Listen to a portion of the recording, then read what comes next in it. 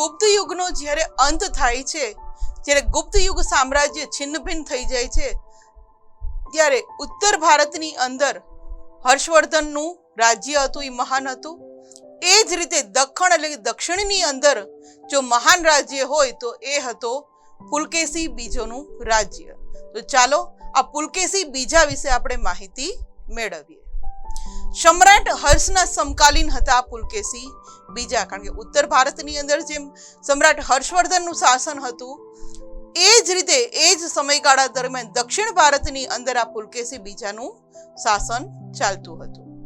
તેથી એમ કહી શકીએ કે આ સમ્રાટ હર્ષવર્ધન અને પુલકેશી બીજો છે એ સમકાલીન રાજાઓ હતા. પુલકેશી બીજો છે એ ચાલુક્ય વંશી હતા અને તેમણે મહારાષ્ટ્રમાં એમ કહેવામાં આવે છે કે રાષ્ટ્રકૂટો પાસેથી સત્તા આંચકી અને પોતાનું રાજ્ય સ્થાપ્યું હતું. આ ઇમેજની અંદર જે આપણે વાત કરી રહ્યા છીએ પુલકેશી બીજો એને જોઈ શકીએ છીએ. તેણે 40 વર્ષ જેટલા લાંબા સમય સુધી શાસન કર્યું હતું. સમ્રાટ હર્ષવર્ધન ઉત્તર ભારતમાં હતા, એ જ રીતે દક્ષિણ ભારતની અંદર આ પુલકેશી બીજાએ 40 વર્ષ જેટલું લાંબુ શાસન કર્યું હતું. અને આ જ પુલકેશી બીજાએ સમ્રાટ હર્ષવર્ધનને નર્મદા નદીના કિનારે જે યુદ્ધ થયું હતું, આ યુદ્ધની અંદર પુલકેશી બીજાએ સમ્રાટ હર્ષને હરાવ્યા હતા. અને તે એમ કહેવામાં આવે છે કે પુલકેશી બીજો છે એ માટે એને મહાન વિજેતા પણ કહેવામાં આવે છે, કે જેણે મહાન સમ્રાટ જે કહેવાતા હતા સમ્રાટ હર્ષવર્ધન, એ હર્ષવર્ધનને પણ હરાવ્યા હતા, જેને કારણે આ પુલકેશી બીજાને આપણે મહાન વિજેતા પણ કહી શકીએ છીએ. આ ઇમેજની અંદર જે મહાવિજેતાની વાત કરી રહ્યા છે પુલકેશી બીજો એને જોઈ શકીએ છીએ.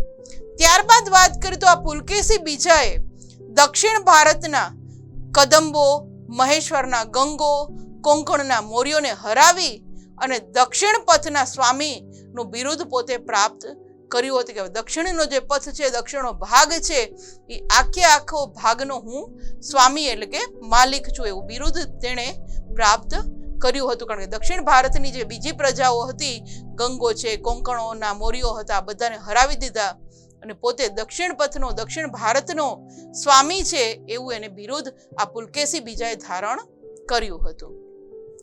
લાટ, માલવ અને ગુર્જરોને પણ આ પુલકેશી બીજાએ હરાવ્યા હતા અને કર્ણાટક, મહારાષ્ટ્ર અને કોંકણ એ સમગ્ર વિસ્તારનો એ માલિક બન્યો હતો.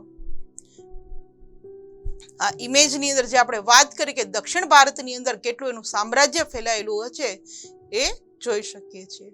વિદ્યાર્થી મિત્રો, આપણે જે વાત કરી રહ્યા હતા પુલકેશી બીજાની, તો જે રીતે એમ કહેવામાં આવે છે કે હર્ષવર્ધને વિદેશની અંદર, બીજા દેશોની અંદર પોતાના સંબંધો વિકસાવ્યા હતા, એ જ રીતે પુલકેશી બીજાએ પણ પોતાના સંબંધો વિદેશની અંદર વિકસાવ્યા હતા.